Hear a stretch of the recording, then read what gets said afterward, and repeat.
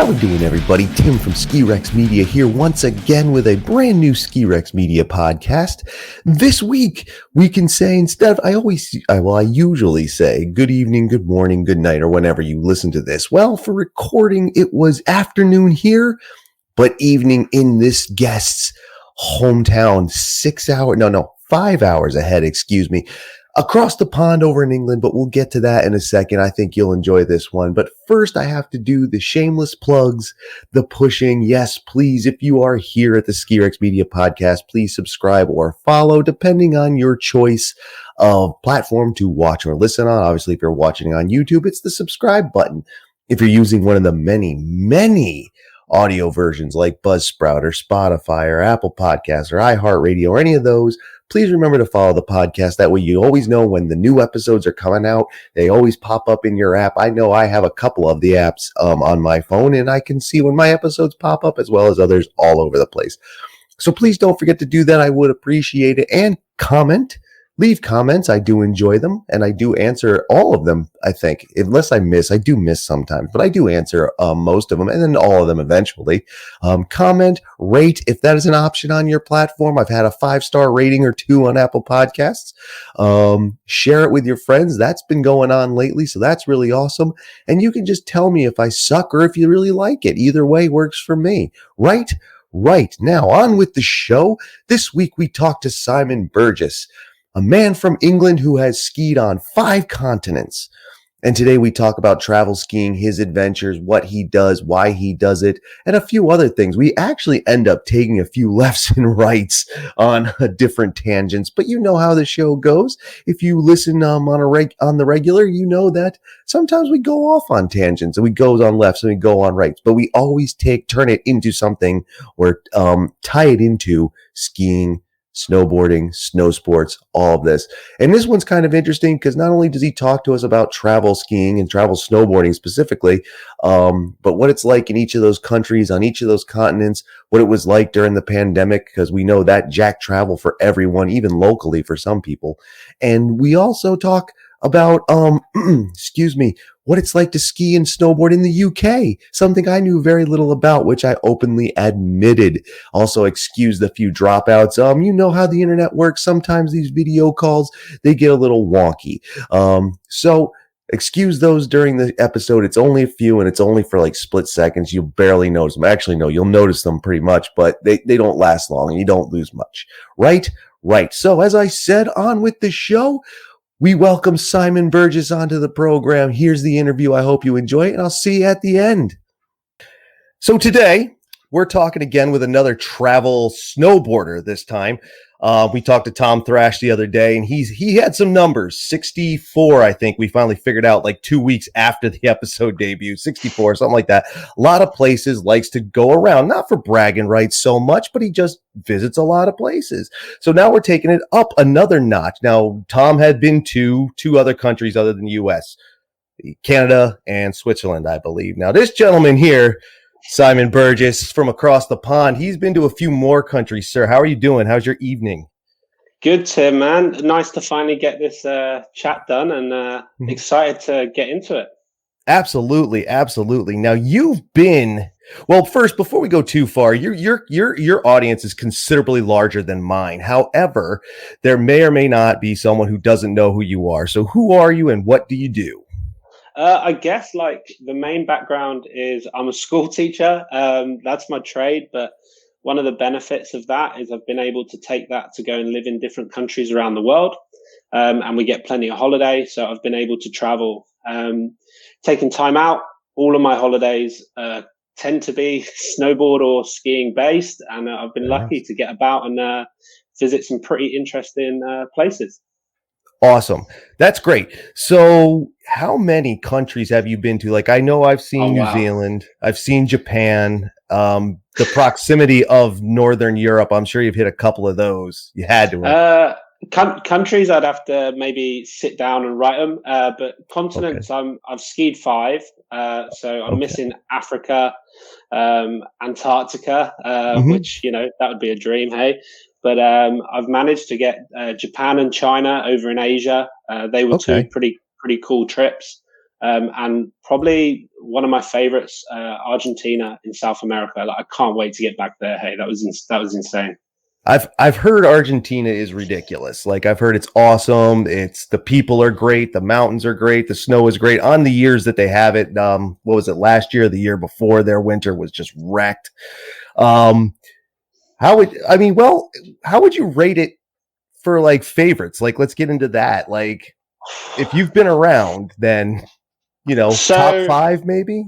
Okay, in no particular order, but Argentina would be up there. I think the thing that you said that was that's kind of hit home is the people. The people there are so welcoming, and our countries like England and Argentina does have a little bit of a checkered history. Sure. But everybody I met there was like so welcoming. They have the tradition of asado, which is really community, big barbecues all the time. And we managed to take that to the slope. So I went there for, I think, about 8 weeks. And I was just snowboarding with people from the hostel, just people I met. And it was a really nice experience. So I'd definitely put Argentina in top 5. Nice. Japan for the snow. Oh, man. Like, I knew it would be good snow. And, you hear people and they talk about how much snow Japan gets. And it just blew my mind. Even just driving into Hakuba and you're just seeing these banks of snow at the side of the road, pretty insane. And some of the resorts there, like the tree skiing, unbelievable. I think in terms of a special place for me, Marmot Basin in Alberta, that was where I did my first ski season. I went there to do some instructor training and I absolutely loved it. On the opposite kind of side to Japan, in that it doesn't get blessed with the most amount of snow, but as a mountain, I just really enjoyed it. And the town of Jasper there is great as well, with plenty to do. Oh, 2 more. How do I pick 2 more? In the US, I'll throw one out your way. Nice. Heavenly. I loved Tahoe, and I've managed to do Heavenly, Kirkwood, and North Star on a trip over there. And for sure, Heavenly, the views, pretty much any ski resort that has mountain overlooking a lake, that's like my adrenaline. Absolutely like froth off that. So, and Heavenly has those views. And one more, let's go.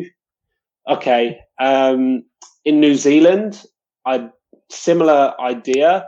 Probably the Remarkables was my favorite for actual skiing. But views wise, Coronet Peak, looking over Lake Wakatipu, going up there for night skiing. It's just a special place, hey? Nice. That's a hell of a list, actually. That's some big names in there from all over the world. I do wonder though, when you do your traveling, say you're snowboard traveling or ski traveling, do you ski too, or are you just snowboarding these days? I started off as a skier. Sure. And I don't mind, like, if I've got like a longer trip planned, so say when I've done seasons or whatever, I'll get skis out. If I'm going somewhere for a week and I want to make the most of it, I'll be on my snowboard most of the time. But I do enjoy skiing. Sometimes, depending on who you're with, you stick on the skis and go for a bit of a lap. But I would say 90% of the time now, at least, I'm on my snowboard. Right on. I have friends like that who were skiers. We were all skiers for years, and I'm the only one who never really picked up a snowboard. I picked one up, couldn't get the hang of it. It's the dumbest thing you've ever seen. I should be able to do it, and I can't do it. Well, I can, but I can't keep up, so I stick to skis. Yeah. Again, those were a lot of names I've heard of. Like, I've been all over my country. Like, that's it. I've traveled in the US and Canada. I haven't gone to Europe. One of these days I'm getting there, and the UK is a place I definitely have high on the list just because it's easier to talk to the people. I won't lie, I'm lazy about it, but the bigger names, like I said, I've heard of, I know of the places in Tahoe. I know of some of the places in BC and Alberta, a couple in New Zealand, Australia, and so on and so forth. Do you just pinpoint the big names, or do you like go for the big name, whatever the big resort A is, and then you're driving up there and you're like, oh, that place looks cool too, never heard of it, I'm gonna go check it out? Like, is that something you're into? It depends, man. For me, I think money dictates it a lot of the time. So if I take New Zealand, the Mhm. reason why I chose to go to New Zealand over Australia, well, I'd been to Australia before, Sure. and I looked at New Zealand, and they have a ski pass, the NZ ski pass, and I think at the time it was $500 for the season, and that was the Remarkables, Coronet Peak, and Mount Hutt. And I was like, okay, that's me. Got a Yeah. camper van, drove around the South Island, and I thought, oh, if I can get a couple of days at any of the little ski fields as well, yeah, I'll tag them on. But it was an affordable way to do it. Awesome. The same with the Epic Pass, man. I know it gets a bad rep, but I'd planned a trip pre-COVID. I'd skied in Europe on it, so Sure. in Italy and in France Mhm. included. Then I went to Tahoe, where Heavenly, Kirkwood, North Star all on it. The next trip, I was going to Hakuba Valley, which is included on it. And then I booked to go for the summer season in Australia because it's included on it.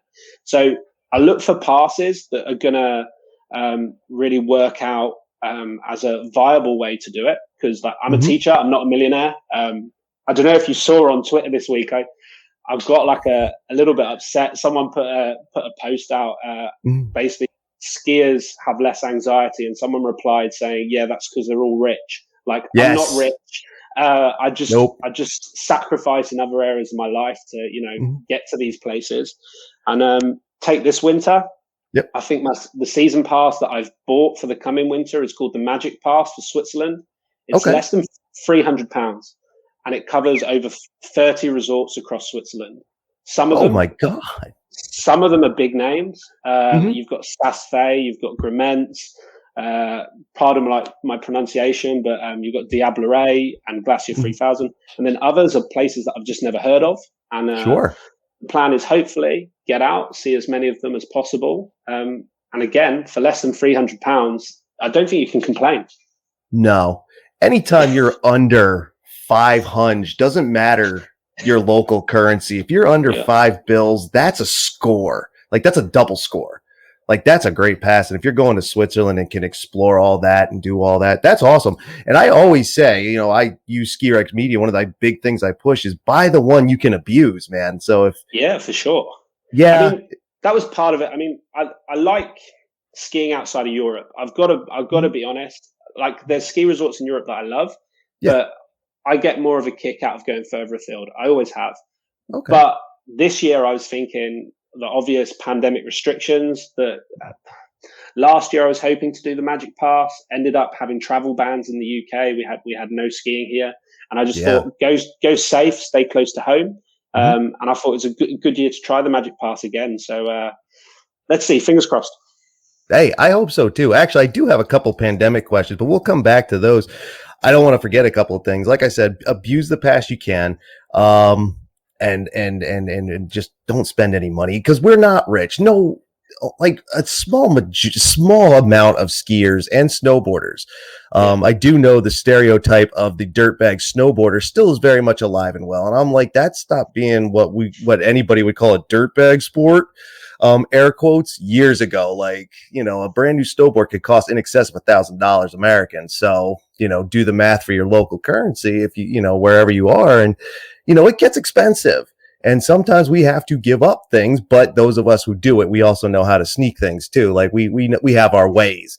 yeah, for sure. Um, yeah, and now that trip you were talking about in New Zealand, where you're driving around the South Island, I think I just watched for like the second time one of your videos today on YouTube, there was one, and it stood out to me because you're sitting. I don't remember where, but I think you rented a Juicy rental, the JUCY RVs, that Yeah, company yeah, there. Now that I think it's in your thumbnail, so that caught my eye. I was like, I remember these, and I know it's an Oceanic company, but they were here in the U.S. for a while, not anymore.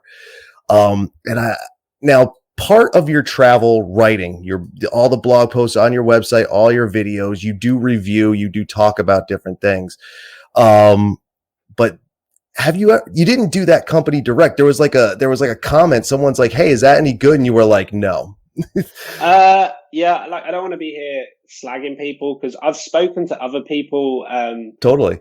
like since who've used that company and have had great experience. Sure. What I had was a van that kept breaking down. I had bad customer service, and like, I don't mind, like, they're old vans, hey, like, if it breaks down, it breaks down, but then just give me the good customer service, like refund my day or do whatever. Yeah. Whereas what I found is I spent quite a few days of my trip taking that van to a garage somewhere, and they were good. Like, you'd ring them up, say, oh, I need this fixed. You take them to a garage, and it's like, well, that's a day of my trip lost. That's like a day I'm not skiing or whatever. And I remember I drove to their office. I won't name which office. I don't want to get the employee in trouble, but he was like, look, if you're expecting a good van, like, probably don't hire one of these. And I was like, oh, jeez. So yeah, man. I've heard people who've used Juicy in Australia and had like the best experience. So I'm sure people have used them in New Zealand and had a great experience. For me, I think, what was my trip? It was 7 or 8 weeks. I can't remember what.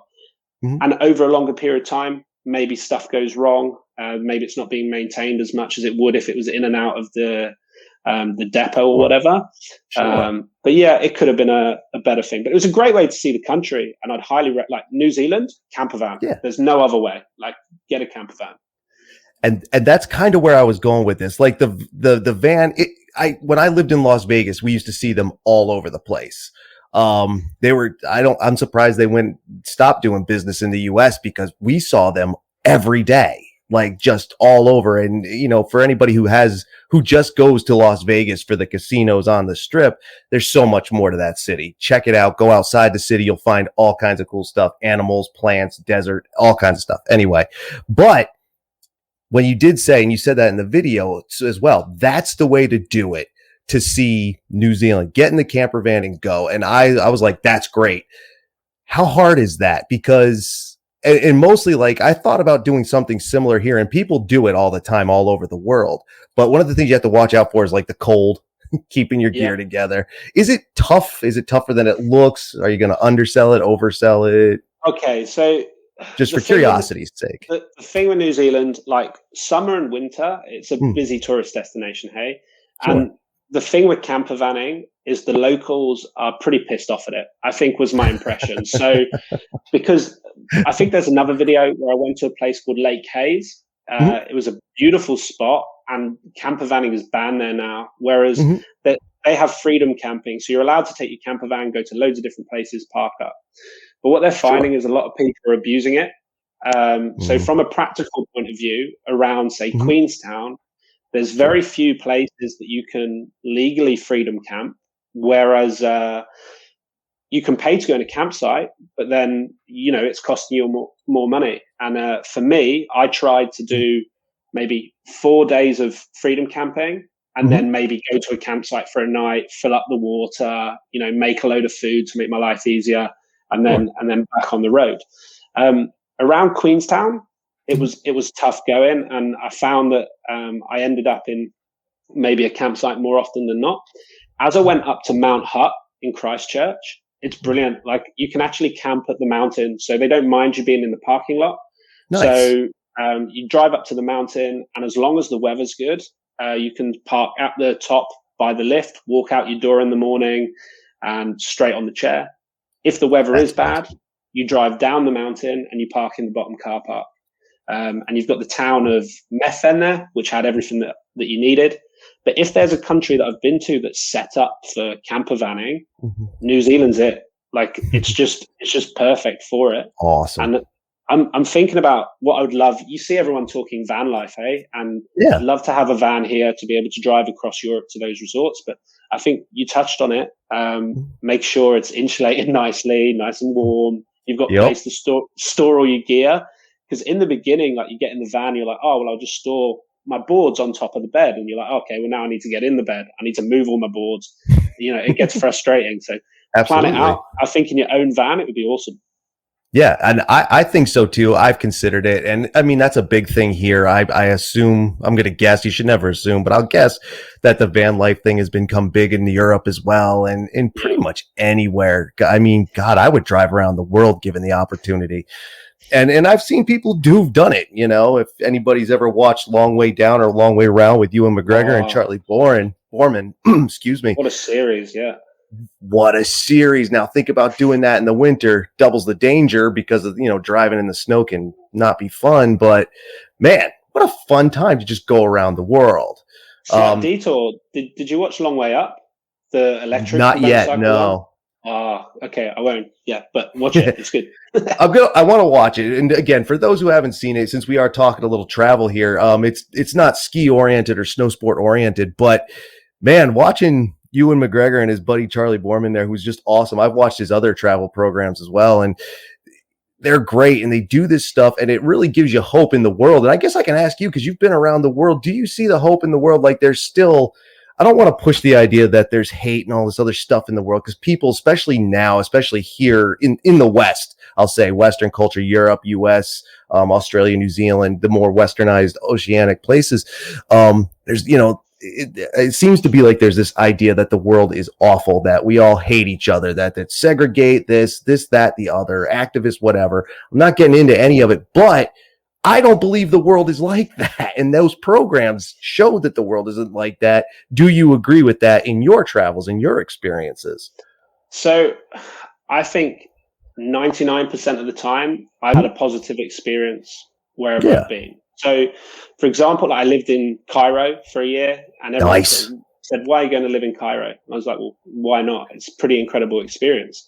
And it was at a time when maybe terrorism in like the Sinai region was quite worrying for a lot of people, but everybody that I met was really welcoming. They were, they wanted us to be happy there.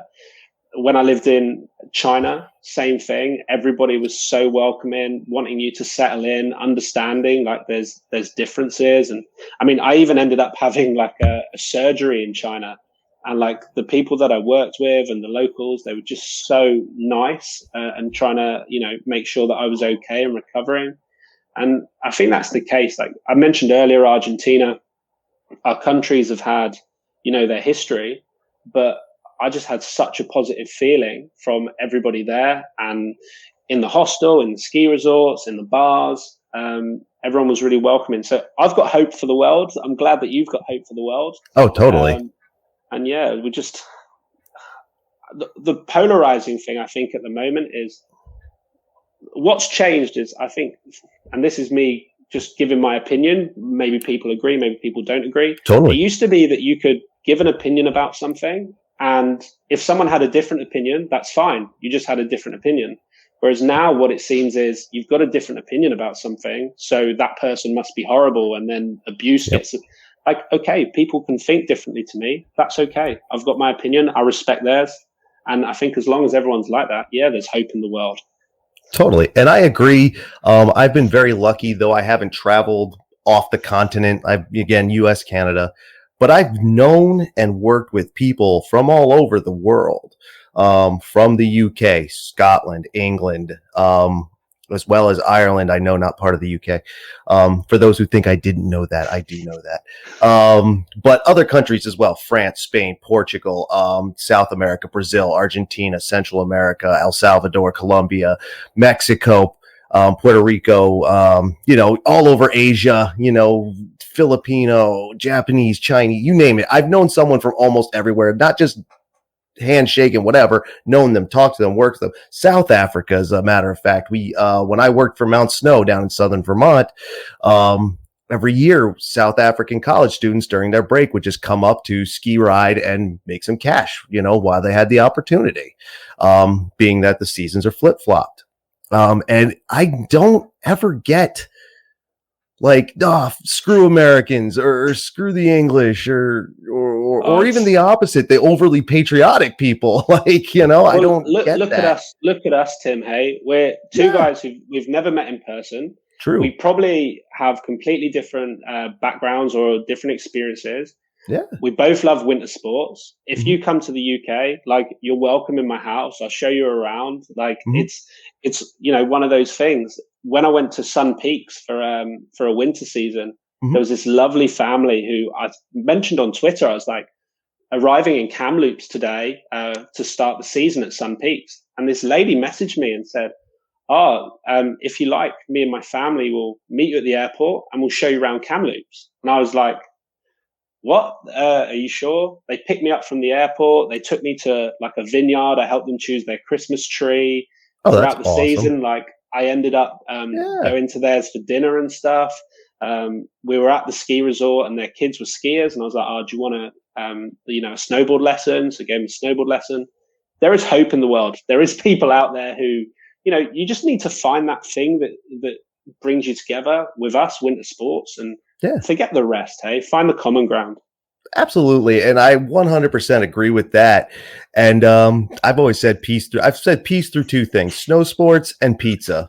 Those two things bring everybody together, even if you don't like snow sports. And I know people who don't, it's too cold, it's too dangerous, too much money. But you did bring up opinions.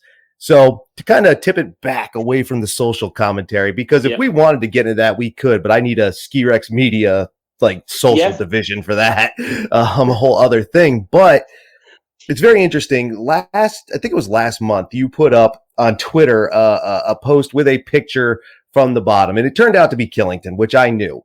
And you said, guess what it is? And I didn't, because I didn't want to ruin the bit. And I recognize it, and I can't do that with a lot of places. Like there's people who you show them any angle of any trail on any mountain on any part of the planet, they'll know exactly what it is. They'll tell you the grade, the steep, the snow, when it's open, when it isn't. I can't do that. But I did know that one, and we kind of did bits back and forth. So you've been to Killington. You've also been to the western side of the United States, and we'll just stick with the United States since I'm here. Which do you prefer? Don't worry about hurting anybody's feelings. The majority of my audience are East Coast skiers, but we're cool. Like we don't get into that East-West stuff. Like we don't butt heads. What do you think of it, being that you're not from the US? What do you think of the difference between the coasts? So it's tough because on the East Coast, the only place I've skied is Killington. Killington was my first ever week, and Superstar, which the photo was of, was my first ever black. And I got down to the bottom of it, and I loved my time there. I think I would love to go back and do a road trip. There's some places when I've looked at Epic and Icon, and even you guys talking about Indy Pass. Man. Some places that you could throw into a road trip. I would love to do it. The problem being maybe where's the better snow conditions the majority of the time.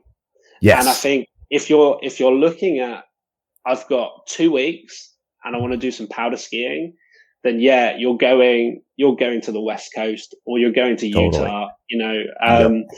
If you're thinking, like, I would love to go late season to Killington, maybe for some spring skiing. I'd love to do Stowe. Is it Okemo? I don't know if I'm pronouncing that right. There's a few places I'd love to go and try there. So each is different. Yeah, no, they are different, and you're not wrong.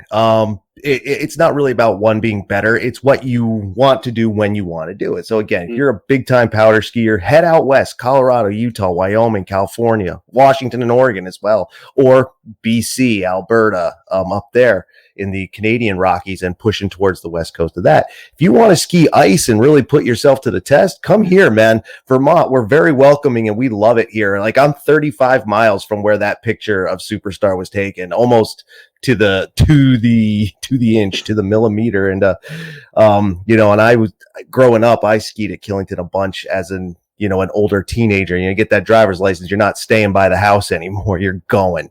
And it was owned by the same company I worked for at that time, so I didn't have to pay. But you're right, it's just different. It is kind of awesome. Where does it, and again, as a Vermont local, growing up here and been to Killington many times, where does it rate? It's our big dog here in New England, this region in the Northeast. It's our big dog. How does it rate on the world scale? I know that's kind of a silly question, but I'm just curious. It's not a silly question. Like, I think as a more experienced skier or snowboarder now, if I was to go back to Killington, I think it would rate pretty highly. Like, you even look at stuff like they've got the Stash, so the big natural terrain park there. They've got facilities. They've got a long season. It's a pretty good resort. I mean, there's plenty East Coast that appeals. I mean, you know them. the Alba family and their films about Yeah. East Coast ski resorts. Like, Yeah. there's loads of them that go, yeah, okay, get on a plane. Even like just their love for Pico and stuff. That's pretty cool. And then you've got Tom, who you had on the podcast last week. I was listening to the amount of places he's ticked off there that sound interesting. Yeah. You can see why like Ski the East is a thing and East Coast skiers are proud. But yeah, I think Killington's a major resort. Awesome. I'm gonna put that out there. Let them know you said that, because not that I know them personally, but social media is wonderful. You can get anybody's attention for anything. So free lift pass, please, Killington. Thank you. Yeah. There you go. Hook him up, man. You won't miss one. I won't even try and hit you up for one if you hook him up for one. But no, you're right. Indy Pass, New England is great anyway, because there's just so much history. If you want to do more than skiing, there's a ton of history. I mean, this was the first part of Europeans came here and up into Canada. This is where it started. Well, and down in the Caribbean as well. But up here, it's old. It's old, and you can get a lot of history, a lot of hanging out, a lot of cool mountains, a lot of different terrain. One of the things I noticed, like I said, I lived in Las Vegas, Nevada, over there. And it's a completely different world. It's like being on another planet. And it's the same thing with ski resorts, the difference between big powder, high mountain, high altitude stuff. Very interested for me, though. One of the things I don't know about, because, and again, this kind of goes around to the big places, the places you heard of. There's places, don't matter what country, and you've heard of them in France. Everybody knows Chamonix. Everybody knows that town. Everybody knows it. And things like this. Skiing and riding in the UK, are there big name places? Is it good? Is it bad? I literally know nothing about it other than the Chill Factory. That's it. In Manchester? Okay, cool. Yeah. Let's start at the beginning. Sure. My first ever lesson on skis was at a dry slope, basically a plastic slope, a place called Wickham Summit, which was pretty cool, but it burnt down. There was a fire there and it's never been rebuilt. Then in England, we've had the emergence of places. Is it Big Snow now? Yes. You guys have got? So You've got Big Snow. We've got the Hemel Snow Centre. I worked there for a little bit. Sure. You've got Milton Keynes, which is it's in a place called Escape. I'm not sure what this it's Snow Zone, I think. You've got the Chill Factory. There's one in Castleford, Tamworth, Glasgow. So we've got domes. We make the most out of what we've got. And What's really interesting is these dry slopes and these indoor domes have actually done pretty good job at getting some Olympic skiers and snowboarders for the UK over the last how many years. Like people like Jamie Nichols or Billy Morgan, for example. But more recently, I mean, and also, not to annoy the people north of the border, but you've got Scotland, which has got its actual resorts on a larger scale.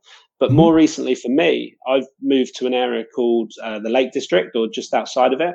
And we've got a little ski resort called Rays. Now, I'm going to use the word like ski resort loosely, because you park at the bottom of a mountain. You've got an hour and a half or an hour's hike up to the ski resort. There's one rope tow, and it was closed all of last winter because of COVID. But they opened on May the 7th. We had like a fluttering of snow on May the 7th, and honestly, it's one of my best ever days I've had on snow. It was so much fun. That's awesome. So we've got places like that, like in on the other coast of the UK. You've got you've got Yad Moss. I think there's one in Wearside. So there are little ski resorts or little ski clubs that are about.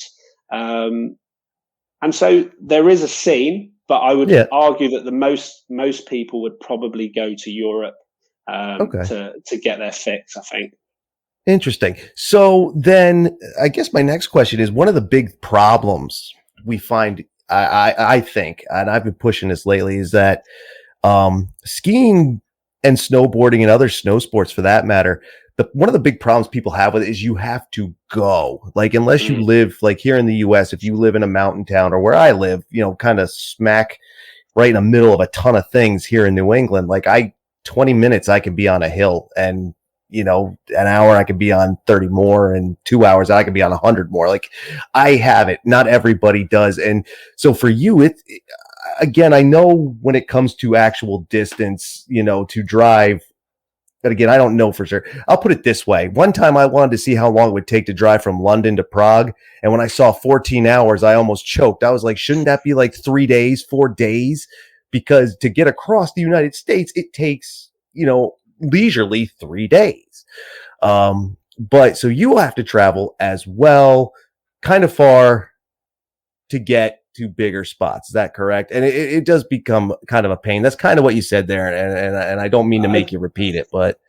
No, I think so I'm from London originally. I don't live there anymore, but if you're in London, you can catch a flight to Geneva in Switzerland. It takes an hour from Geneva. Okay. You're an hour into some of the main ski resorts. You've got Morzine and the Porte du Soleil in France. You've got Verbier and the Four Valleys in Switzerland, like all within, a few hours, theoretically, if you leave your house.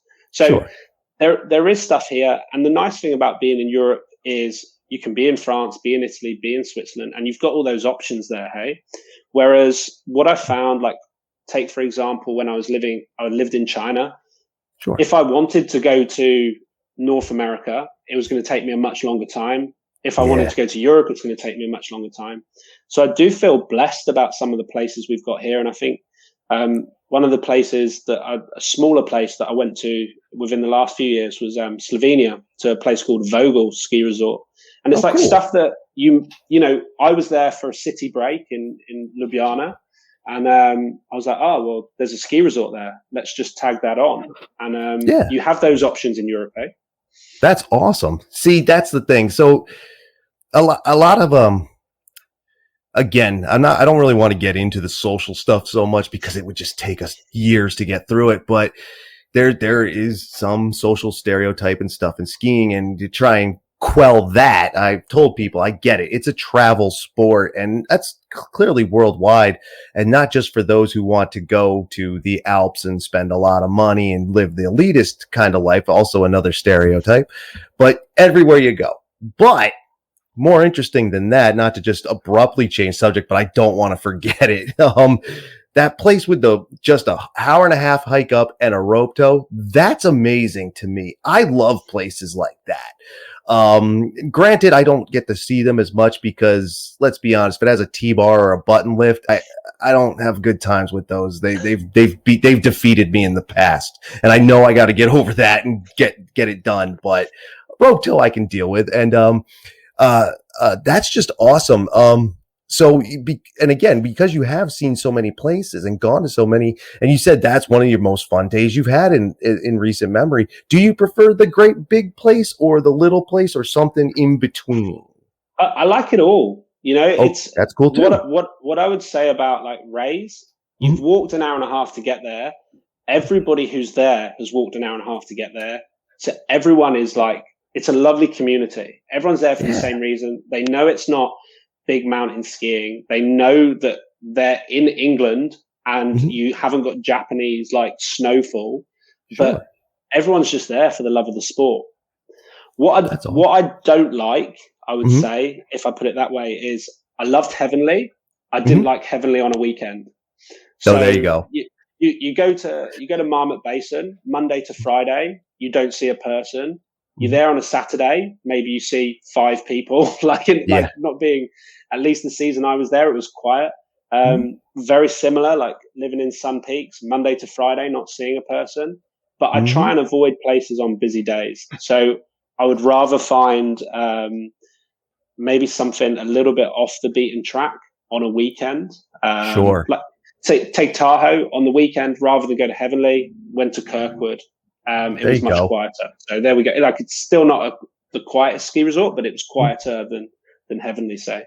Yeah, absolutely. And I agree. I love it all. I always ask the question because some people need the big place. They were like, God, I need this amenity, these amenities. I want to be able to get 10,000 foot vertical in 2 runs or less.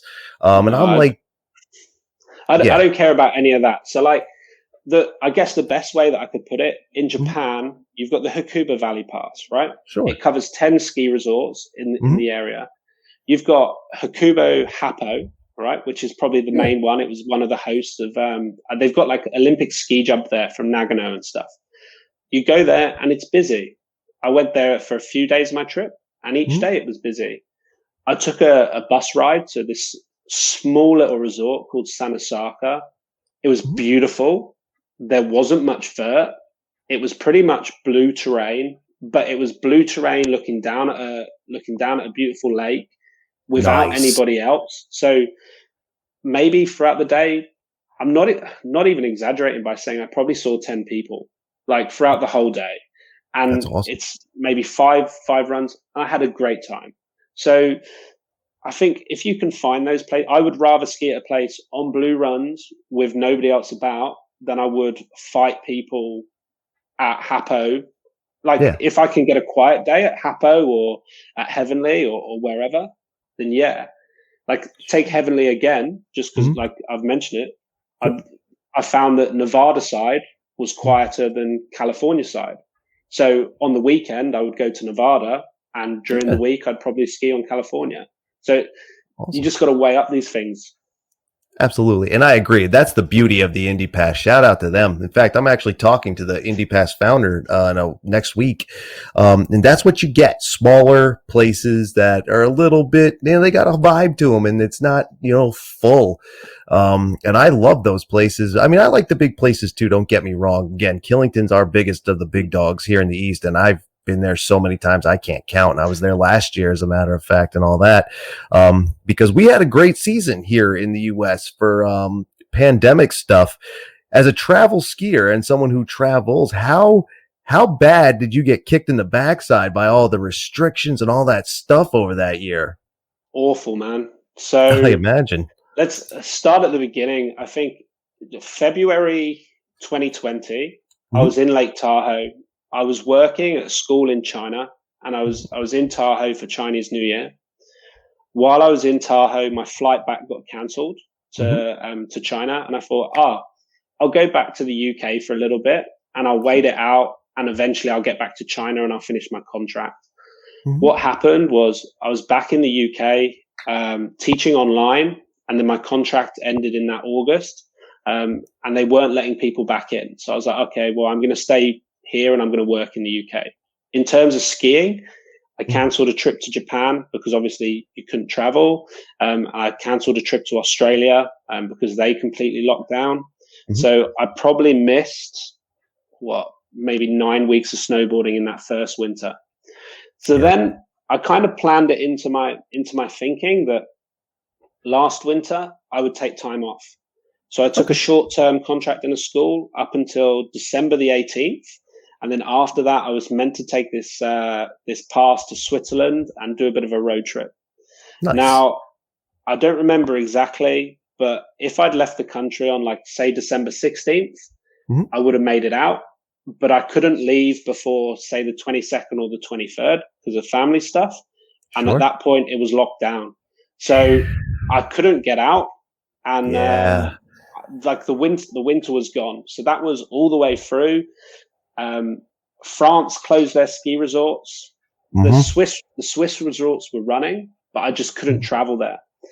And then, as I say, I got that couple of days up at Rays in England when they opened in May, and that was my last winter. So I am quietly optimistic that this year it's going to be okay. And I'm hopeful, but the pandemic has hit me in terms of skiing hard. But what I have to say is family is healthy, and that's what really matters. Totally.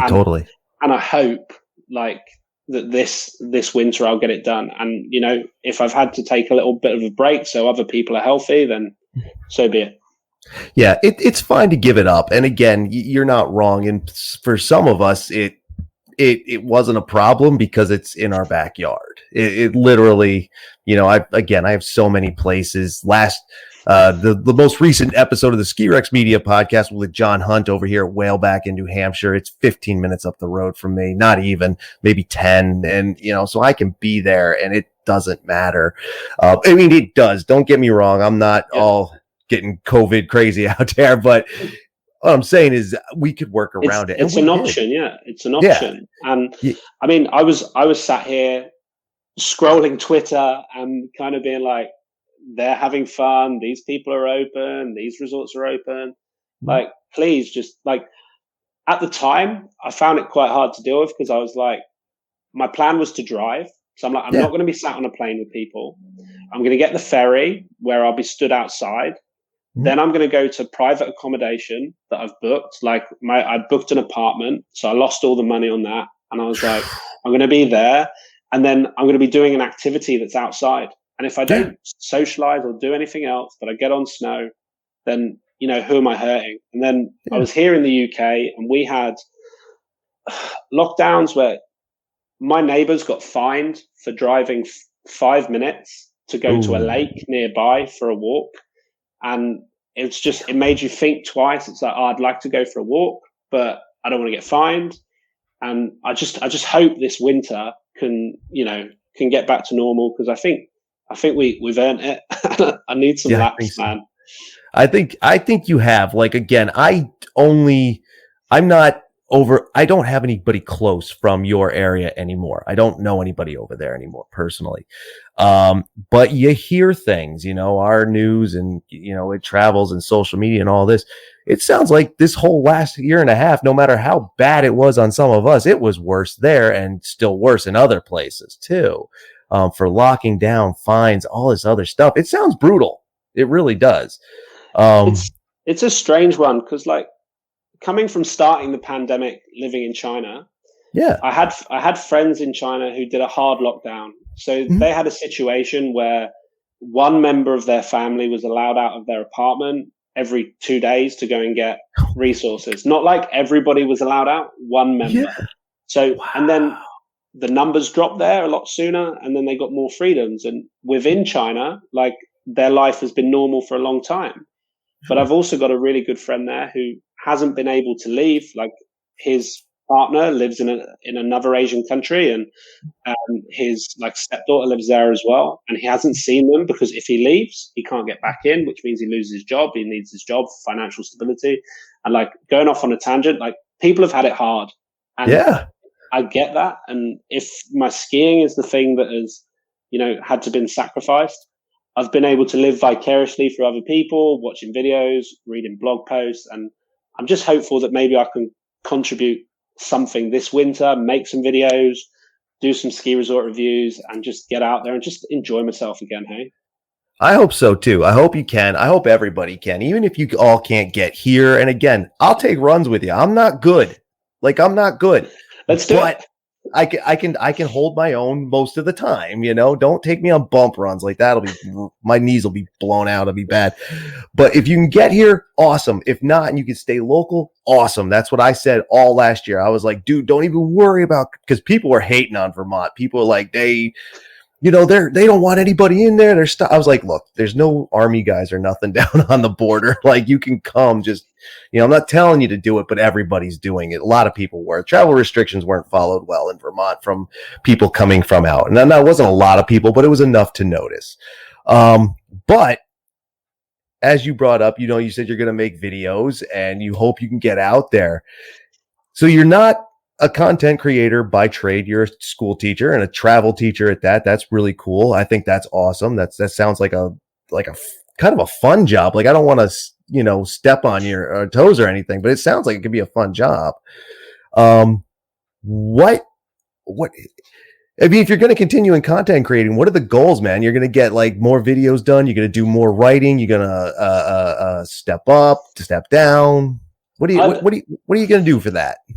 I think for me, I really enjoy it. And it's finding a way to make it financially viable to do that full time.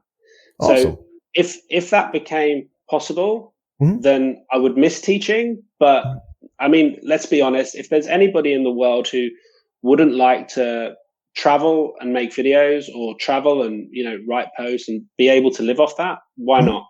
Yeah. The thing that I like about teaching, I like the daily interaction with students, and I would miss that. Mhm. But like my passion is skiing and traveling. So if Yeah. I mean, my goals in terms of like my blog and my videos go to as many very different ski resorts as possible. Like I've got a Awesome. lot of friends, and like nothing against them. They ski the same place every year, and that's Mhm. great. They found somewhere that they love, and that's perfect.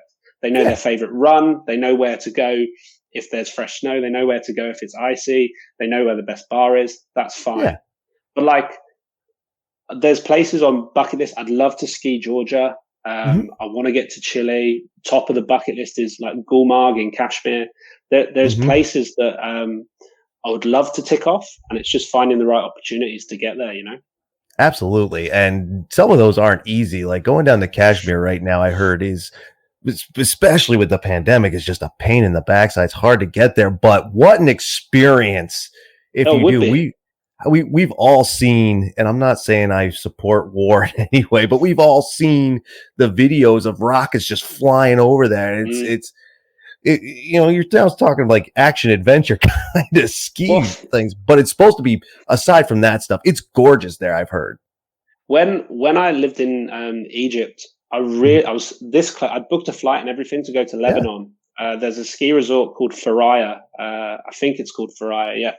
Mhm. And the last minute there was a bomb that went off in Beirut, and I was like, maybe now's not the time. And ever since then, I was kind of like, maybe that was a good decision, but maybe I should have just gone. And I think as long as you can do it in a way that is safe and you're comfortable. Like there's a Yeah. load of great places, and I mean, there's a load of ski resorts I'd love to go to that aren't in war zones. Absolutely. don't Yeah. don't get me wrong, but if these areas did get a bit quieter, then yeah, it would be really interesting to go to them. But for now, Nice. like I've never skied in Austria, so Austria Okay. sounds like a sensible place. Sounds great to me. Easy to get to. Speak the language. At least that's what I've heard. I don't know. Fingers That's crossed, my yeah. Yeah, that's always been my biggest problem. Why I've always said if I'm gonna travel abroad, I'm going to the UK first because at least I speak the language. But then and actually, since you're a traveler, you can tell me this. I worked with a person. She was from Germany originally. She married an American. She moved here. And she said we were talking skiing, and she's like, Innsbruck, you gotta get to Innsbruck. She's like, you will love that city. Bottom line. I was like, I gotta, I guess I could put in the work doing, with the language and stuff. She's like, don't even worry about it. They all speak English there. I was like, that kind of takes away from the fun. Like, do you agree with that? Yeah, I think if you go somewhere, it's always nice to try. Um, Yeah. for like my first probably 2-3 months in China, I took private lessons. My Mandarin is awful. I didn't get on with it, but I tried. Yeah. When I was in Egypt, I tried Arabic. Yep. I've got basic, Sure. and if you're just going somewhere, whether it's for a longer period of time or if you're going for a week or something, just learn hello, the polite stuff. And I think, especially like in France, sometimes France gets a bad rep for sometimes how maybe British people are, treated. But Mhm. um, I've only had positive experiences, and I found that like if you at least give a couple of words a go, then Mhm. people are more polite and willing to talk to you in your language. But Yeah. in England, we're pretty bad. Like coming from an education perspective, we don't start languages young enough. So Yeah. I wish that was something that had been forced on me in school. Yeah. Oh, that would have been Definitely. awesome. Yeah. Anything I can speak. Like I could do a little bit of Spanish, and I'd learned that from working with Spanish speaking people, like far more than I ever learned in school. And the French that I know is just I learned a little in school, but reading the road signs in Quebec, that's where I learned it. So learn those languages, kids. But it just seems like it takes some of the romance out of it. Like going there and saying, excuse me, and they speak back to me in Yeah. perfect English. It's like, well, this is no fun.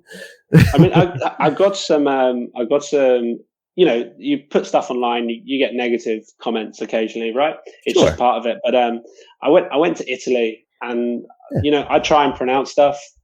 I try, Yeah. And one guy was like, "You pronounce that wrong. You pronounce that wrong." Like, I'm sorry. Like, I'm not an expert in Italian. Like, I'll try my best. Someone said, "Oh, you clearly didn't speak to anyone local." I did, but I don't speak Italian. I was there for like, what was that trip?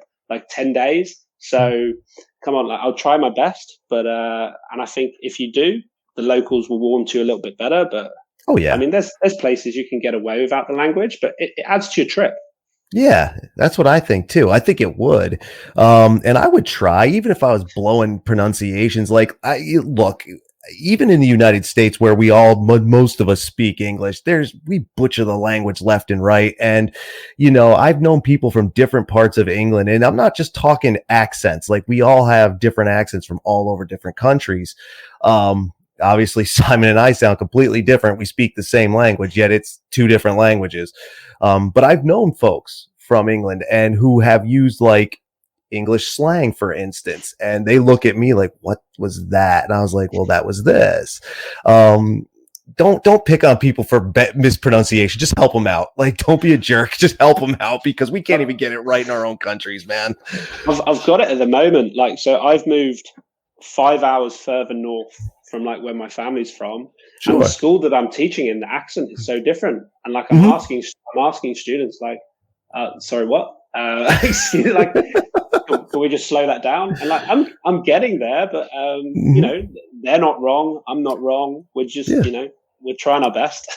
Yeah, I think it's hysterical. I have a friend of mine who was in Liverpool a few years back, and he was talking to a bartender, and he said the same thing. He's like, wait, slow down. Something, please help me. And I thought that was hysterical, because it's the same language, man, but it's not. And that's the interesting part about languages.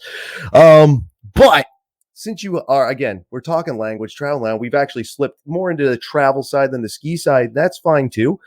Ski Rex Media, man, we talk about all of it. And one of the things I did want to ask you about, there's an ideal amongst people who travel, or at least it feels like it. I don't mean that as like a broad generalization of people. I've heard this before, and I want to know if you agree with it. And it kind of goes along what you said. You want to see as many different ski hills as you can get. Awesome. The ideal goes along something along the lines of, if you want to travel, just go. Because people talk about it all their life. Like, God, I want to do this. I want to do this. And they never do it for whatever their reason is. I'm not saying it's always easy. Like, I'm sure you can tell us that it can get pricey. The bureaucratic and paperwork aspects of it can get ridiculous. Even when you don't leave your own country, that can get ridiculous. All this other stuff, it could be preventative. That's fine. But people say, if you want to go, just do it. I kind of feel like that's what you do. Is that right or no? Yeah, I think obviously within reason, like, you have to have the money to be able to go. But I look at stuff in terms of, priorities. If I want to go to, like, so I made a video this week about lift passes in Japan, right? And it got me thinking about when I went to Japan, how Sure. much were my flights? How much was a lift pass? How much did I spend on accommodation? Put all that together and go, okay, well, I've got part of that money, but I need to save in some ways. Okay, if I go to the pub, and rather than going twice a week and having 2 beers, I go once a week and have 2 beers, then that's Sure. money towards my ski trip. If I eat out Nice. less and cook more at home, like, that's just my priorities. And I think if people want to go to places, then there's definitely ways to get it. But I mean, I would, as I said at the beginning, when the guy said, "Oh, all skiers are rich," I'm not rich. I can't have it all. One of the things that, like, I love doing away from skiing is like going and watch sport. And maybe this year I've given up my season ticket. So I was like, okay, well, Okay. if I give up my season ticket for my football team, then that's another £1,200 that I've got to put towards, skiing and snowboarding. So we'll see. I think you've got the opportunity to go, but you have to want it enough to maybe put a sacrifice here and there. But if there's something that you want to do, then yeah, like, go and do it, because you don't want to be sat 20 years from now going Yeah. like I am, like with Lebanon. I should have Yep. gone. I was there. Maybe that week wasn't the time to go, but maybe I could have rearranged it. Sure. Like, if you're in a situation, just do it while you can. And I agree. I've tried to do that. I've done it to to the fullest extreme. I could tell a story about a friend of mine one morning, woke me up. He's like, dude, get in the car. We're going. And it's like, all right, let's go. You know, one of our guys, top fan, number one hype man, Tech Rob. Everybody, the whole Ski Rex media audience knows and loves Rob. He'll say the same thing. Now, he doesn't travel ski as much. He's going to start doing it again, I think, a little bit here within the country as we can. Again, travel restrictions are what they are in places still. But he kind of gears his life around his skiing. So he knows if I do this, I have to have this, and he makes it happen. And he's legit, you know. It's a wonderful thing, and I agree with you. Manage your money if that's what it takes. Manage your time if that's what it takes. Know what you want if that's what it takes, and that's what I tell everybody. Every time I travel, it's a road trip for me. Why? Because I'm afraid of planes. But I will fly, but I don't like it, and I don't think anybody really likes it. And I've heard things about airports all over the world.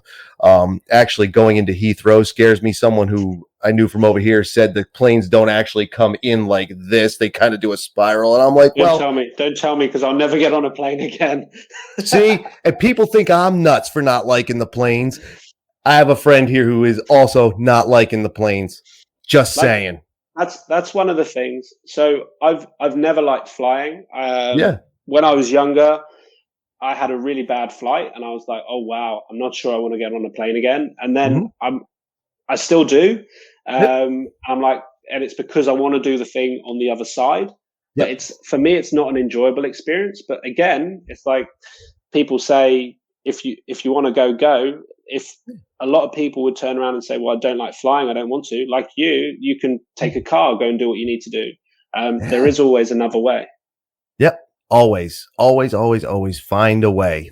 Or take Dramamine, it'll put you to sleep. It keeps you from getting airsick, but it puts me to sleep. There's been whole flights I don't remember just from that stuff. And, I didn't even have a bad experience. I didn't even get on a plane. I just didn't get on a plane till I was 36 years old. So there you go.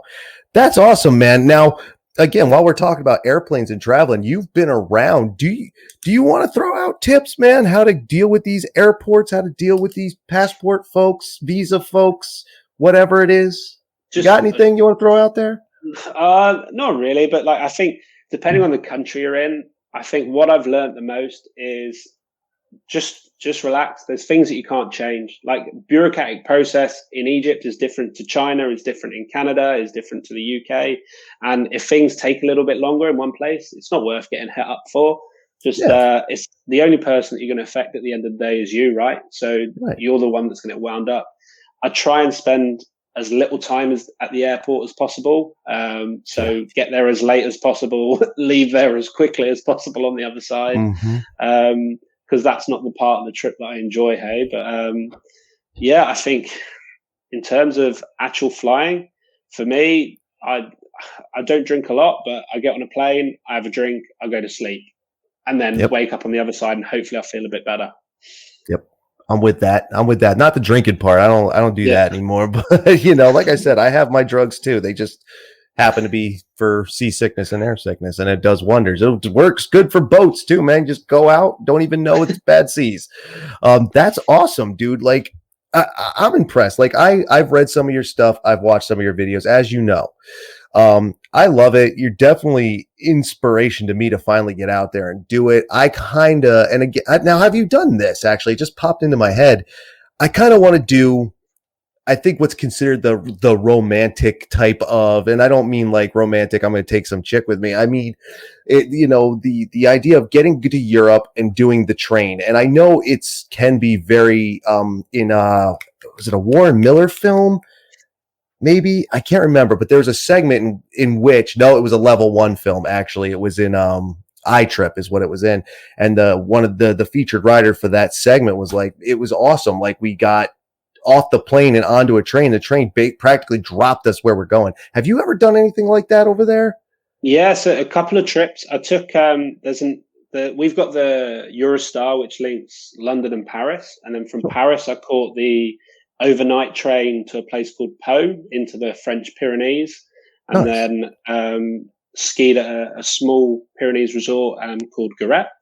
And then I think my favorite trip by train in Europe was to Grindelwald in Switzerland.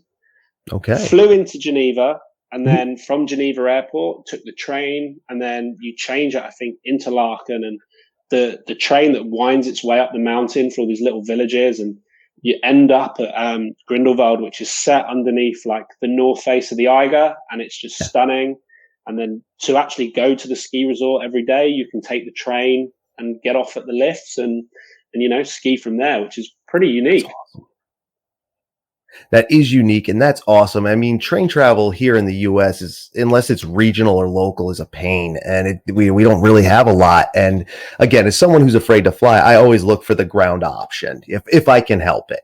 Is it expensive in the U.S.? Is it expensive? A little bit, yeah. I was actually just looking. There's over there's the Eurail pass that gives you like 3 months of unlimited riding for like $1,000 American.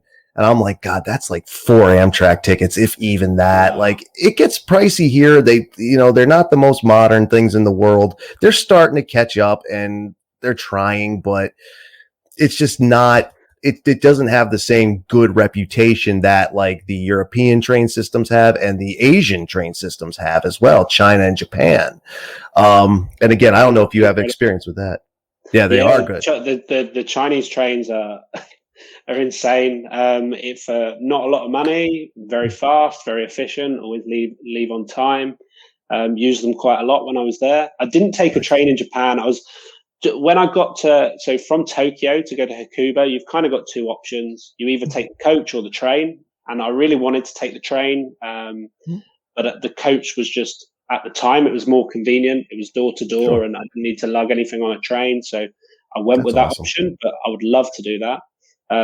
But like, I was thinking about America because I remember when I was at Marmot, like coming from Jasper, I wanted to take a train through the Rockies, and I looked at the price and I was like, nope, like not a chance. Yeah. No, you're not wrong. Sometimes, hey. Yeah, no, and you're not wrong. It is a pricey thing here because it's either our main commercial company, which is only one national, and then there's a bunch of regional ones for like commuters. Like you see it, people. When I lived in New Jersey, I used to go up to New York City on the train because I'm not a fan of traffic either. Like, I don't mind it, but nobody likes it.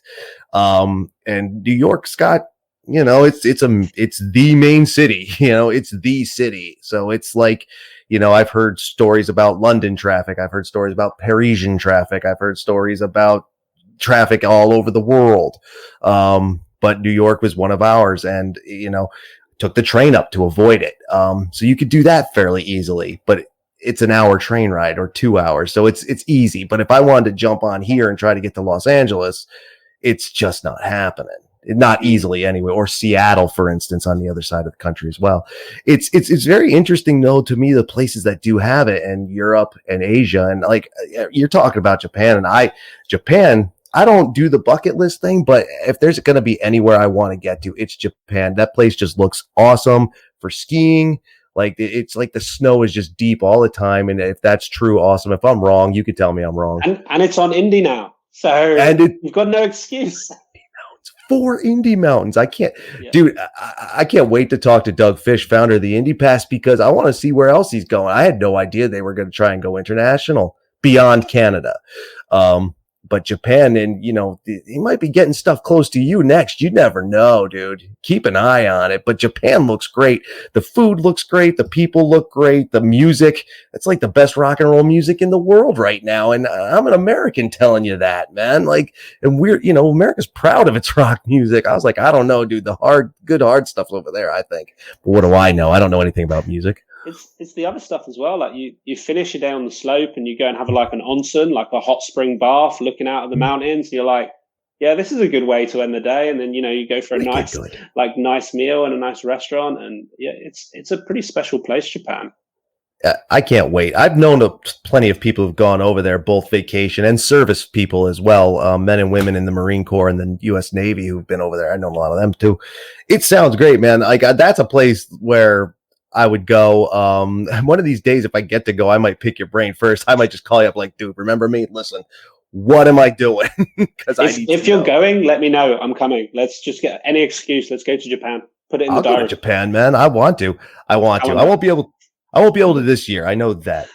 I would love to go. I still have to get a passport. I never leave the country. I go a lot of places and never have been anywhere. It's a very strange thing for travelers. I talk to people who forever will say, what, you haven't been to Amsterdam? Say, like, no, I haven't been to Amsterdam. Like, you haven't been to London? I was like, no, I haven't been to London. And I was like, I haven't been to any of the surrounding areas that I want to see out there.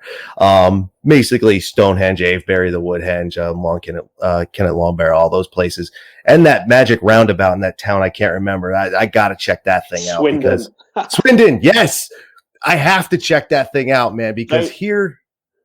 Don't go near Swindon, man. Like if you're from Swindon and you're listening to this, like, yeah. I don't even care. Like, just don't go near Swindon. I'm sorry. That's awesome. Well, fair enough. That's what the internet's for, dude. I can watch it on TV, you know. I just have never seen anything like it. We don't have anything like that here. But I've never been to any of these places, and people are like, then have you really ever traveled? And I was like, well, let me ask you this. What have you seen here? What have you seen in the United States? Because I've driven 3/4 of it, driven, not just passed through on the highway. I've been there, ground zero, walked around, talked to people, ate there, like, but I want to do that with England and the rest of the UK as well. And Japan. If COVID has taught me one thing, it's that, well, first of all, wash your hands, but second of all, it's I completely negated the UK. And it's so beautiful. And every single time I got a holiday, I was straight at the airport and out of it. And that's stupid because where I'm living now is one of the most beautiful places that I've been anywhere in the world. Like the Lake District is absolutely stunning. And there's a lot of people who are like me or have been like me that as soon as you get your holiday, you're straight abroad. And I mean, not to put anyone down, and everyone's got to travel in their own way, and you know, you make the most of it what you can. But I see a lot of people who, you know, they count their countries, but they count, I've been to Belgium because you spent one day or half a day in Brussels. You haven't seen Belgium. Like, and that's fine. You've been to Belgium, but what's there? And what was really interesting about Tom Frash when he was talking the other week is just how much he's done, and like he's combined his interests, whether it's skiing or ballparks or national parks, and he's seen a lot of his own country. And that's why, like, locally here now through the pandemic, I've picked up walking, and I'm trying to get like a lot of the fells and in the local area and stuff. And I want to see more of my country now, whereas before I probably just ignored it.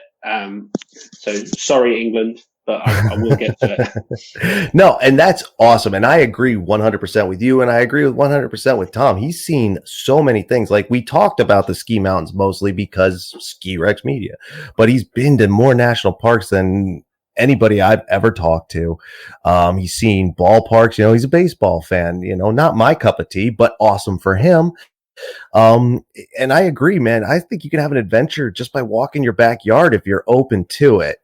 And like, I've seen so much of my country. It's wonderful. And I hope more people do. And especially locally, like you said, it's a beautiful area. It looks it. I've seen some of your social media posts, read some of your blog posts, and you've been putting up local stuff that's just down on walks and hikes, man. And it's just like, that's awesome, dude. Like, I need to start doing that again. You know, I still find stuff in my own backyard, things I didn't even know existed. So I suggest that. Simon suggests that. So I go for it, man. And if you want to go for the big travel, do that too. Just see something, because I have met people I do know people who've gone to like Amsterdam, and Amsterdam's a big thing for Americans. They want to go there because of what's all is legal there. And I tell them, like, dude, I lived in Las Vegas. You're not impressing me at all. Like, I'm not taking a shot at Amsterdam. I would love to go over there, like, too.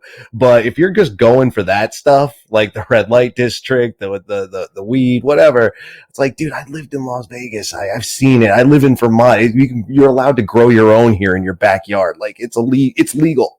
But it's like okay, go to Amsterdam, but also go to Rotterdam, like go to other places in Holland and say, okay, that's perfect. And then you know, if you go to Belgium, go to Brussels, go to Bruges, go to Antwerp, go to Leuven. Like, there's loads of beautiful cities. Don't just like drop in, move straight out of there to, I don't know, your next country, and then say, oh well, I've seen this. Okay, you've been there, but I mean, it's my personal thing. If I can, I like to spend a longer period in a place. Totally. Yep. Because I feel like I get to see it more. But then a lot of people will say, well, actually, what you do is you go and see a lot of ski resorts and maybe you don't see other stuff. So, I mean, that's fine. So you've got to do what you actually want and what's good for you. But I do try and take Argentina. I was like, okay, well, there's no way I'm going to Argentina, not seeing Buenos Aires, not getting up to Iguazu Falls. Like, you try and tag these things on, like, to the ski trip if the ski trip's the purpose. But I don't know. There's plenty of ways to do things. Hey. Yeah, and I agree. And I always say, do it the way you want. Like, if you just want to get on a plane, go from point A to point B and do your thing, that's fine. But watch how you present it. Because I've had people present that to me. Dude, you haven't been anywhere. Like, I've been a lot of places, just not the same places. And I've seen more. Like, I'm willing to stop in a town that only has 50 people just to see what's going on. Well, there was a guy from the UK. I forget his name. And he's traveled to every country in the world. And I was reading the article, and I was really like excited by this article, and I was going through, and I was like, okay. It got to North Korea, and his story was that he was in South Korea, and he went to the whatever the border office was, and they let him step over a line, and then he stepped back into South Korea. I'm like, have you really been to North Korea? Whereas, like, I worked in China with a Scottish guy who did, like, during his summer holiday, went to North Korea for 4 weeks. Yes, you've been to North Korea.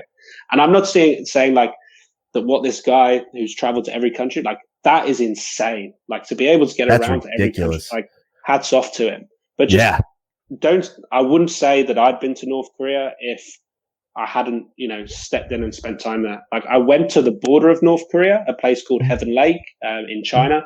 I've never been to North Korea. I've looked across the line into North Korea. They're different things, but that's just, me. Yeah.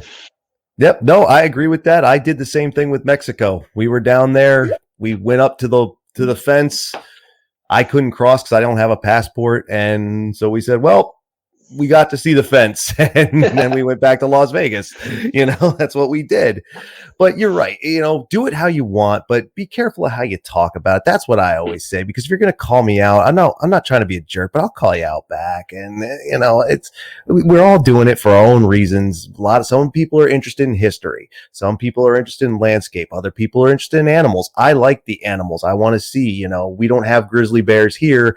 I was hoping to see one while I lived out west, and I never really got to, but I saw, like, roadrunners. Like, this is a bird that's nowhere else but the American Southwest, and I saw them live and in person. So that's me too. I'll go there and see that. But traveling is awesome, and for us, skiing and snowboarding, like, I'm trying to, I'll catch up to Tom one day. One of these days I'll get there, but maybe not, But then if you like skiing your home mountain and that's where you go, whoever's out there listening or watching, do that too, as long as you're doing it and enjoying it. And if you can get out, go for it.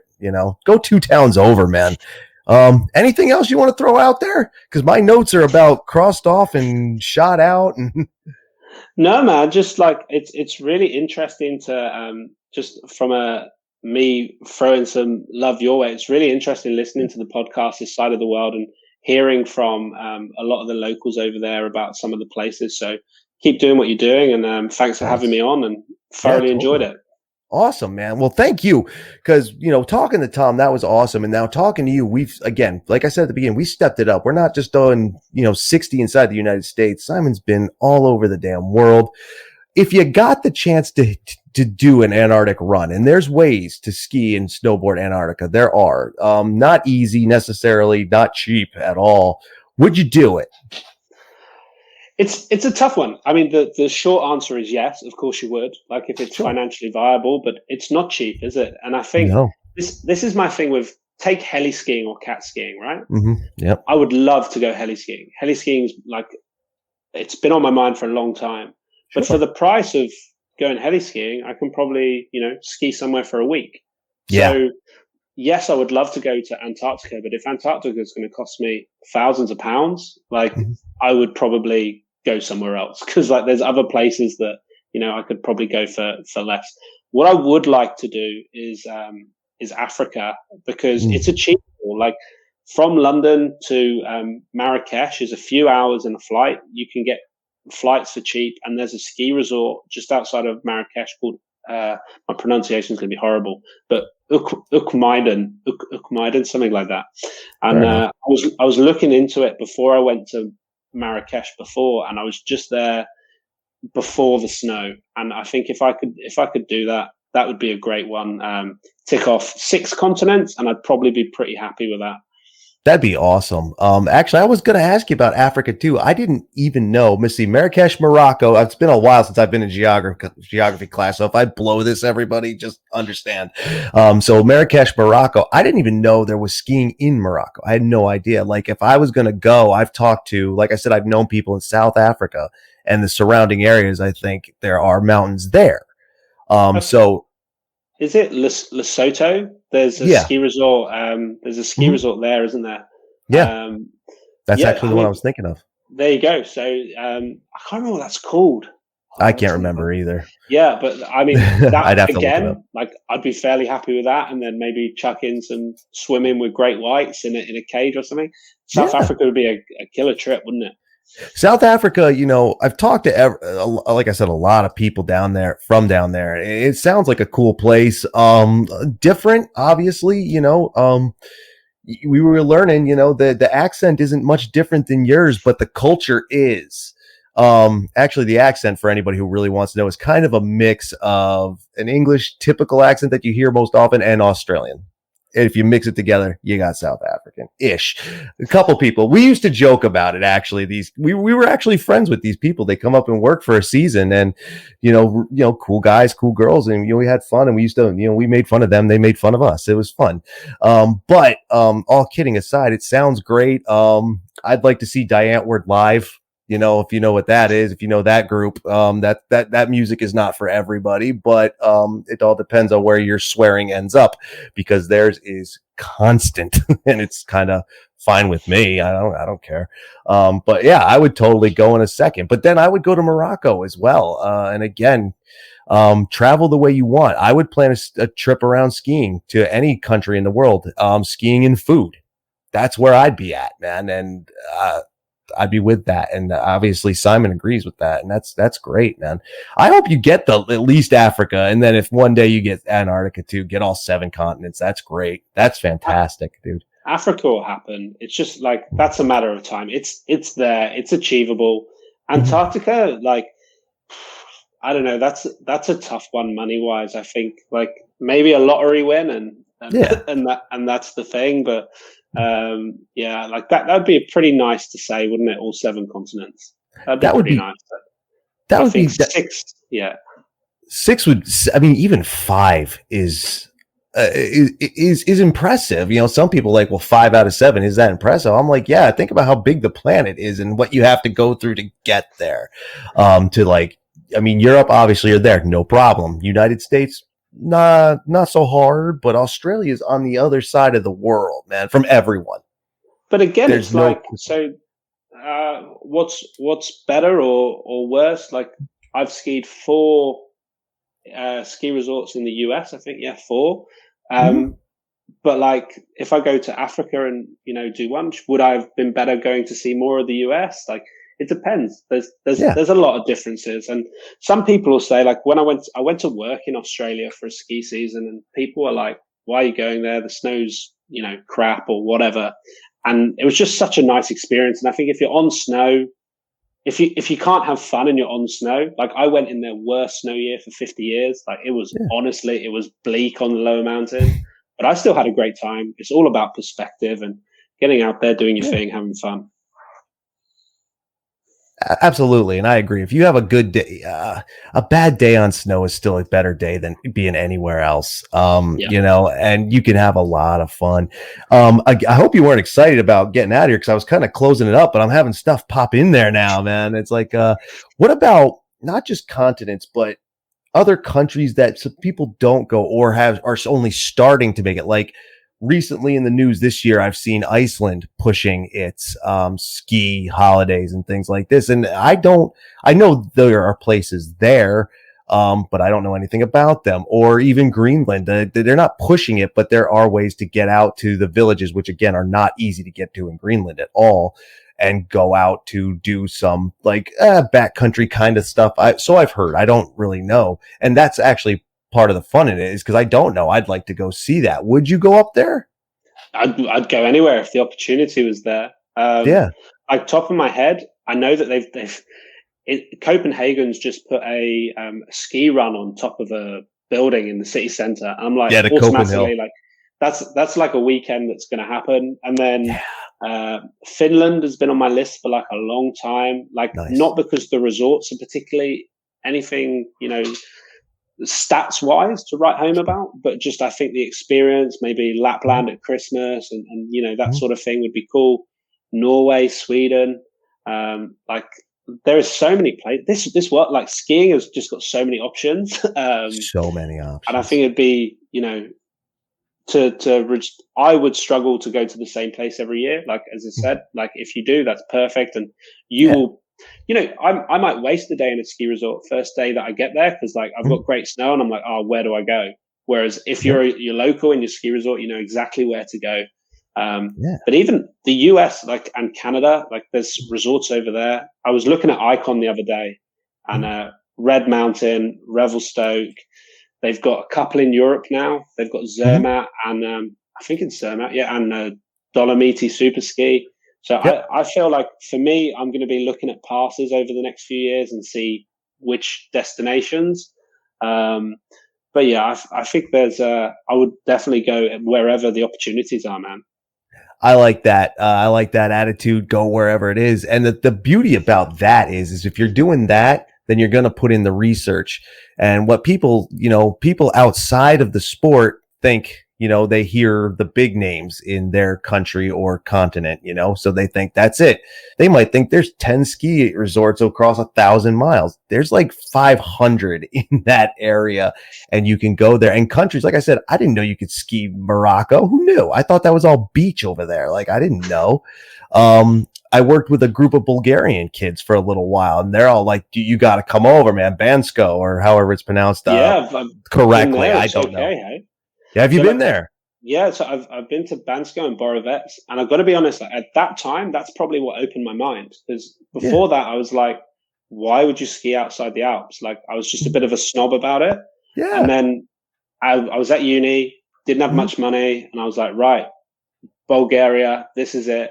And I had a great time. And it's just, it's different. The mountains are not on the same scale, but just in the same way that like Verbier, which is a huge mountain, is not on the same scale to, I don't know, like Goret, but I had a great time in both of them. So yeah, definitely Bulgaria is worth it. I'd love to do like Andorra. Everyone says that like that's really great value and some nice mountains there.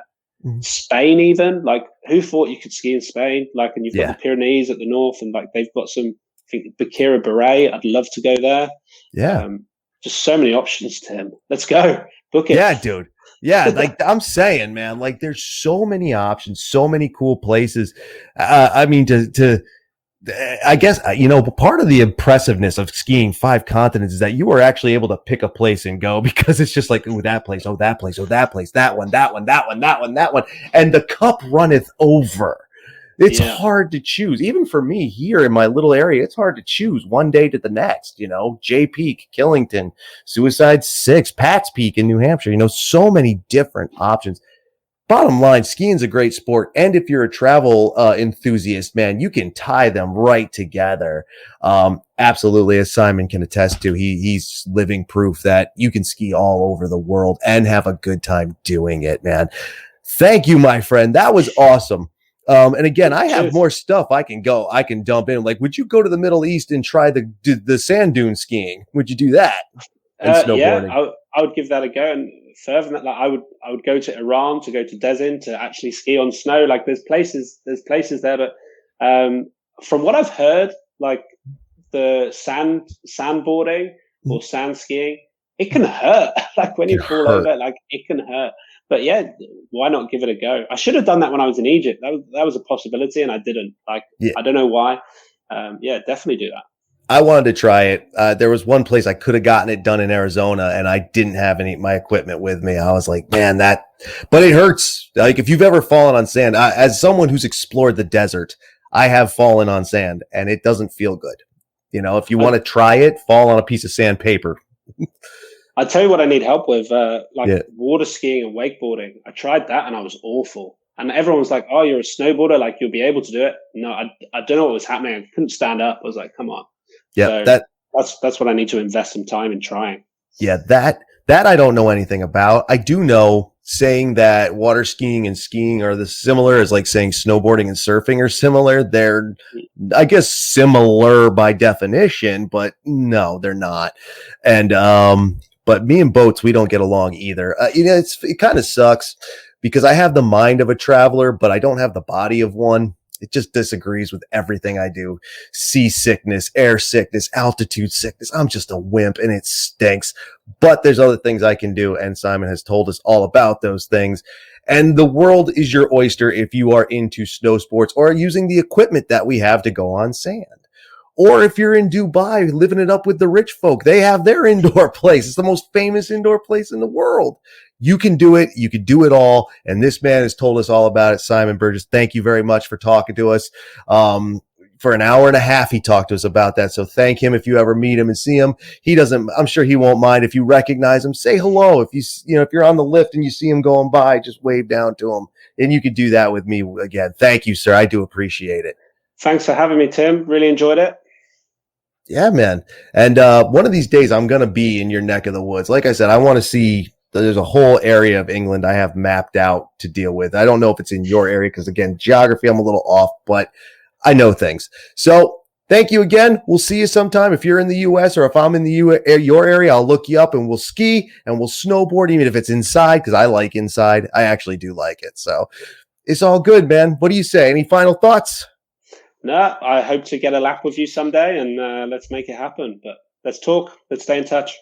Absolutely, man. We totally will. And before we go, Simon's YouTube channel, his website, that'll all be linked below in the description for the video and audio versions as well. Just if you're listening to the audio version in the car, look after you park. Don't pick up your phone. That's bad. All right, man. We'll see you later. We'll get out of here and you have a good evening since it's almost 9:00. See you later, man. Later. And there you have it, my friend. Simon Burgess. Simon, nice guy. Insightful, knows a lot of stuff, it would seem. Doesn't that sound stupid to say? Knows a lot of stuff. I'm just messing about. It was an awesome interview. I really enjoyed that conversation. He enjoyed it. It went longer than we both thought. And again, I felt kind of bad afterwards because as it goes with a lot of these type of interviews, you hit the stop record button and you keep talking. You just keep BSing. And we kept going and I kept going. I love to talk. I don't even hide that from anybody, as many people know. And by the time we got done, it was after 9:00. Not late, but not early either over there in the UK time. So I kind of felt bad. So apologies for that, my friend Simon. I did not mean to keep you up all night long, which I didn't. But that was a lot of fun. I really enjoyed that. And I hope you enjoyed it as well. Insightful. He'll be back on the program at some point, as will most of the guests. We have such a good time here. We do doubles. We double down. You know what I'm saying? Anyway, thank you for joining me for another podcast, and Simon as well. For all the information on his stuff, you can see if you're watching the YouTube version, it's scrolling right below me. But all the links to his social media, his website, things like this, YouTube channel as well, are in the descriptions, which are across the board. There's the description in the YouTube version. There's the description in all the other versions, all the audio versions. Just like I always say and said during the episode, check it out after you park your car. If you listen in your car, it is dangerous to drive with your cell phone in your hand, paying attention to it, and that ticket is expensive. Believe me, I've gotten it. That was $1.25 for me in New Jersey at that time. And I don't mean $1.25. I mean $125. So don't do that. Check it out. But it is all in the description. All of Simon's information is in the description. All of my links and stuff are in the information for the merch shop and the Patreon and the social media and the website at skirexmedia.com and everything else you'll need to know or could want to know, including links on how to contact, all obviously through social media, but there's the email link as well. And you can get there on skirexmedia.com. And I still have to figure out how to add that to the new website. Still coding that new website. The design, I don't know if I'm happy with it yet. But anyway, that all aside, behind the scenes stuff is for behind the paywall over on Patreon. So check that out if you would, please. Right. Thanks again to Simon Burgess. We'll talk to him later again. Check us out next week for another guest, and then another guest after that, and probably another guest after that. And we'll see how many of these, at least one or two guests shows we can do throughout the season. Right. Thank you for joining me. Thank you for watching, and I'll see you on the next one. Laters.